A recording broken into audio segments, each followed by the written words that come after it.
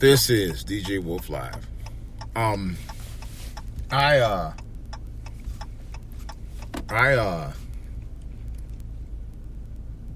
just realized, I forgot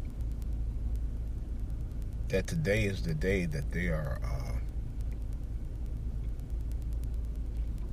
having the official public funeral of Kobe Bryant and his daughter, Gianna.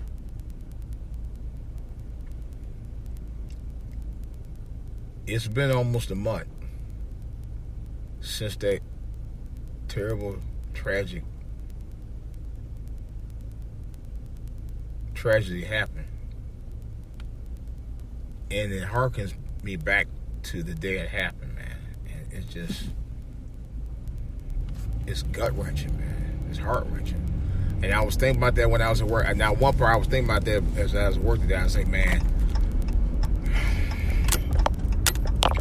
I'm not trying to make much comparisons, but Kobe kind of does, in some respects, remind me of my son a little bit as a go-getter.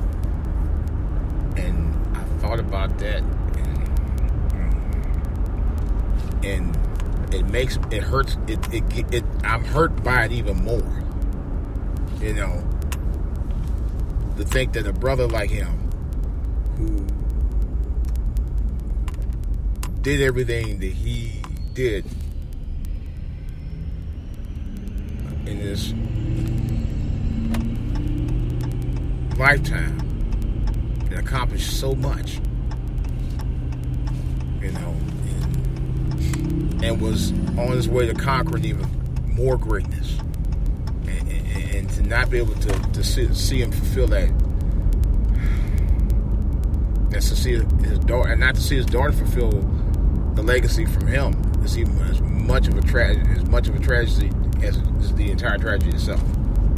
You know, it's heartbreaking. I thought about that. I didn't even see it from my wife wanted me to take the funeral, which we did put in the hopper. I haven't seen it yet. Don't even know if I want to see it at this point. I might watch some highlights off of YouTube tonight, but I'm not sure I want to see it. I was just thinking about it. So I'm not even sure I want to see it now. You know, I've seen videos. I've seen live footage. I've seen live funerals of Michael Jackson and James Brown and Aretha Franklin, which was ridiculously a 10-hour love fest. You know, nothing wrong with it being a love fest. It was just 10 hours and 3 wardrobe changes, which I thought was insane. That's another whole story. But it's just the fact that I don't know. I hear people, and I still hear people saying the same thing, like, "Well, it was this time," and I just can't. What about 13-year-old Johnny? Was that her time too? Really? I'm just saying. Do people really believe that was her time too? That she was only 13? You know? She still was a babe in the woods. And I'm sorry. I don't think that was her time. I really don't. I'm not really sure if it was Kobe's time, to tell you the truth. I know it's not really for me to say, but that's just how I feel. You know? And the more I feel about it, the more I talk about it, the more emotional I get. I don't think it was. I don't know. It's just hard to accept, I guess. It's very, very, very hard to accept. You know, Kobe was in the prime of his life, man. At the age of 41, his daughter was, you know, kind of feeling her way in the world of athletics and sports. You know, and they said she was an awesome player too. You know, and I don't know, man. Just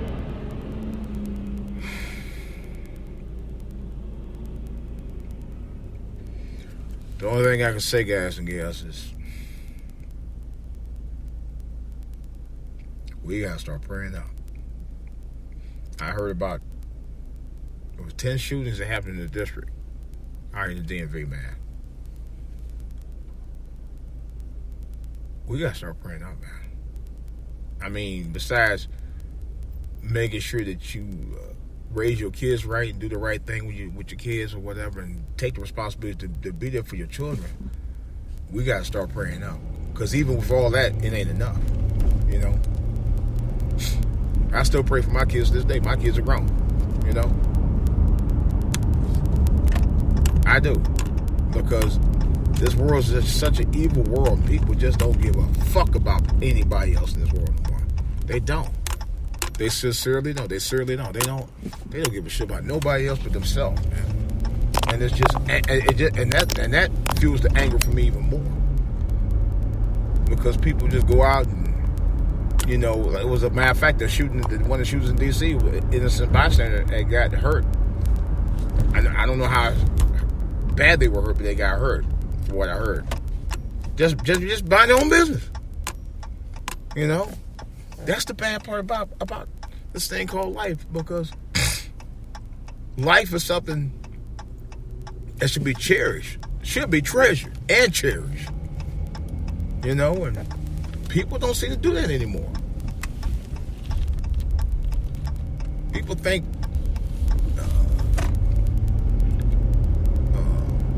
shooting resolves everything. It don't. It just makes matters worse. You know?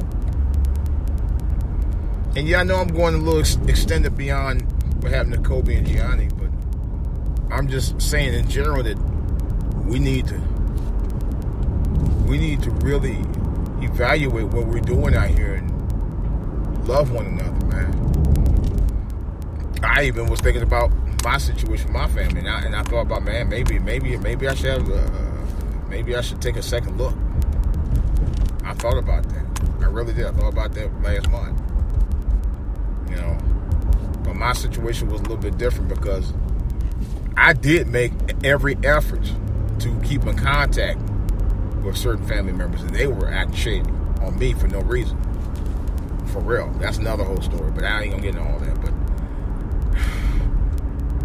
love your family, man. Love them every time you see them. Love them like you ain't never seen them before. Love them like you'll never see them again. You know?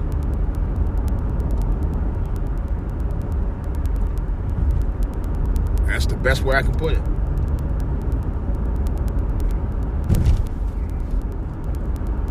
Just love them like you'll never see them again. I'm not saying that you won't. But what I'm saying, like, hey, you know, just love them.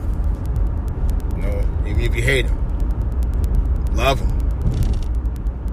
You know, because nothing's promised. Nothing's promised today, man. Nothing's promised tomorrow. Nothing's promised.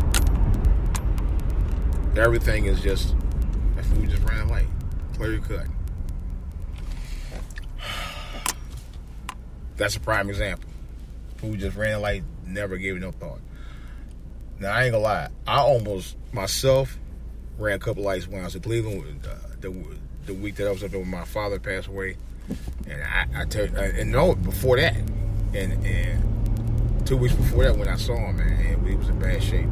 And I just wasn't, my mind was clouded. I mean, completely clouded. I couldn't think straight. I couldn't eat straight. I couldn't do nothing right, man. I'm telling you, I know it wasn't in the shape that my father was in, but I wasn't to a point where I felt that I was so helpless. And I told my mom, I said, I feel helpless, man, because I couldn't do anything about it. You know, in the case of that, the man raised me, nurtured me, cared for me, you know, loved me, you know, who was everything to me as a child and even as an adult. And I couldn't help him.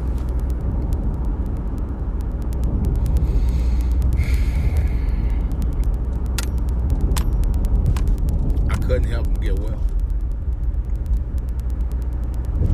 I couldn't even get some of my family to help me help him, you know. because of the ignorance. That hurt even more. You know, every time I think about that, it's just. And then thinking about when I saw my dad, the last time I looked at him and embraced him, man, and the look of sadness of his eyes, man, broke my heart. Broke my heart. I think about it every time I think about the last time I saw him. The last time I saw him alive. Once you see that look like that, man, and I never saw him that emotional before, it just tears you up. It's just a memory you never forget.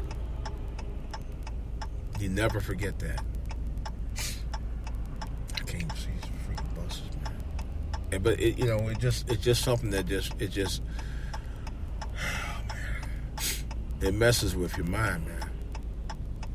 And it's something that you'll never get out of your memory, ever.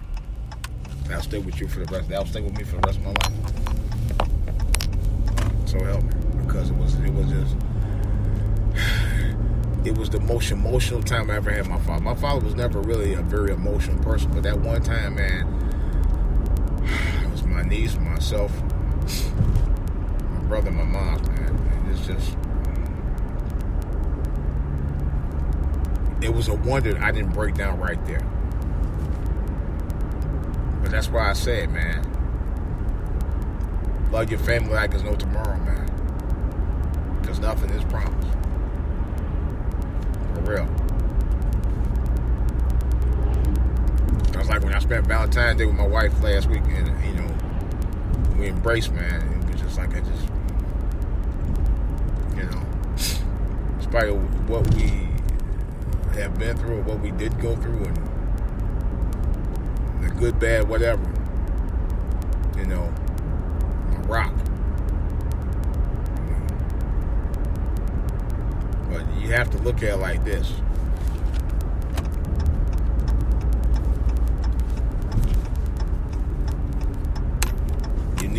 We all need to eat a little humble pie every now and then. To come down to reality, to know that when it comes down to the big picture, we are literally all we got as people.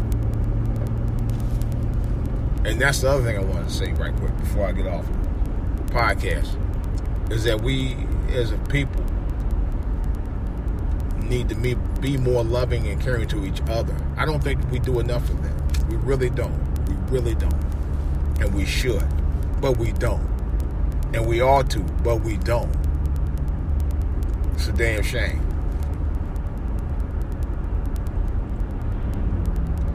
It's a damn shame, man. We got all these headaches and stuff. Somebody was talking about how, I know people always about putting our resources together. Now, black people ain't gonna do that.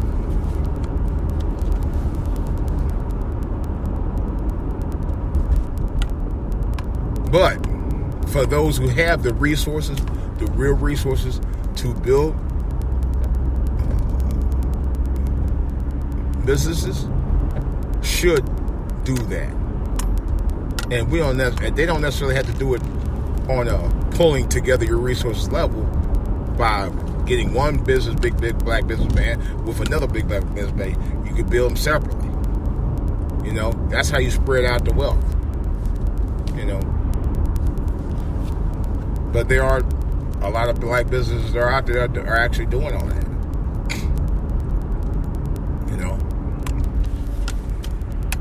The other thing is that the technology is out there for people in our culture to take advantage of, and take advantage of opportunities that are available, and stop mulling around and just go for it.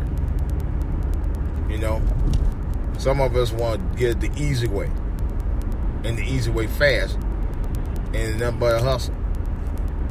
We look for little hustles to get into to make fast money. Instead of us looking for reality to build career. You know.